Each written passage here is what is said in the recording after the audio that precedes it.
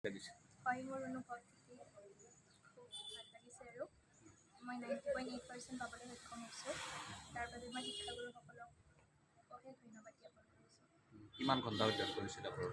মোৰ ঘণ্টা বুলি কথা নাই, মই যেতিয়া সময় পাইছিলোঁ তেতিয়া পঢ়িছিলোঁ আৰু পঢ়াৰ পৰা টাইম উলিয়াই বাকী বস্তুবোৰ কৰিছিলোঁ। ভৱিষ্যতে কি হোৱাৰ সপোন দেখিছে? ভৱিষ্যতে মোৰ এগৰাকী সফল ডক্টৰ হোৱাৰ সপোন আছে। নিউক্লিয়াছ একাডেমীত মই তেওঁলোকে মোৰ লগত এনি টাইম জড়িত হৈ আছে। মই তেওঁলোকক বহুত ধন্যবাদ জ্ঞাপন কৰিছোঁ। প্ৰিন্সিপাল ছাৰেও বহুত মোক হেল্প কৰিছে আৰু বাকী ছাবজেক্টৰ টিচাৰবোৰে মোক বহুত হেল্প কৰিছে। উঠি অহা ছাত্ৰ শিক্ষাৰ ক্ষেত্ৰত হয়, তেওঁলোকে পঢ়ক, ডিচিপ্লিন আৰু কনচিষ্টেঞ্চি মেইনটেইন কৰক, সেই দুটাই আৰু।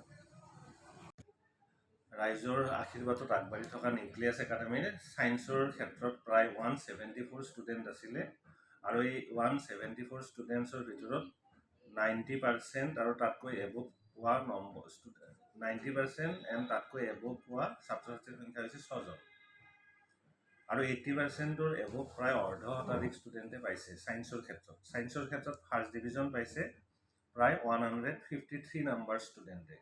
ছেকেণ্ড ডিভিজন 21জনে পাইছে। থাৰ্ড ডিভিজন কোনো ষ্টুডেণ্টে পোৱা নাই ছায়েন্সৰ ক্ষেত্ৰত। আৰু কলা শাখাৰ ক্ষেত্ৰত আৰ্টছত আমাৰ ষ্টুডেণ্টৰ সংখ্যা কম। আমাৰ আৰ্টছ আৰু কমাৰ্চৰ ক্ষেত্ৰত আমাৰ লিমিটেড ছিট থাকে, ইনফ্ৰাষ্ট্ৰাকচাৰ কম, সীমাবদ্ধতা আছে আৰু সেইকাৰণে আৰ্টছৰ ক্ষেত্ৰত খুব কম সংখ্যক ষ্টুডেণ্টে পৰীক্ষাত অৱতীৰ্ণ হৈছিল। ইয়াতে 90% আৰু ইয়াতকৈ এবভ 2জন ষ্টুডেণ্টে পাইছে।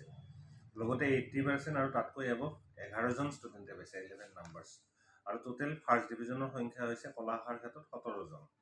ছেকেণ্ড ডিভিজন 6জনে পাইছে। থাৰ্ড ডিভিজন কোনো ষ্টুডেণ্টে পোৱা নাই। কমাৰ্চৰ ক্ষেত্ৰত আমাৰ টোটেল সৰ্বমুঠ ষ্টুডেণ্ট 7জন আছিলে মাত্ৰ আৰু ইয়াৰে 2জন ষ্টুডেণ্টে 85%ৰ এবভ পাইছে আৰু 7জন ষ্টুডেণ্টে ফাৰ্ষ্ট ডিভিজন পাইছে। মাত্ৰ এজন ষ্টুডেণ্টে ছেকেণ্ড ডিভিজন পাইছে। আৰু সদায় ৰাইজৰ আশীৰ্বাদত এনেদৰে আমি আমাৰ চেষ্টা অব্যাহত ৰাখিছোঁ আৰু আগন্তুক দিনতো আপোনালোকৰ আশীৰ্বাদত আমি আগবাঢ়ি যাবলৈ প্ৰয়াস কৰিছোঁ। আৰু এই চেগতে মই গোটেই নলবাৰী আৰু অসমৰ কীৰ্তিমান সকলো ছাত্ৰ ছাত্ৰীকে অভিনন্দন জনাইছোঁ। ধন্যবাদ।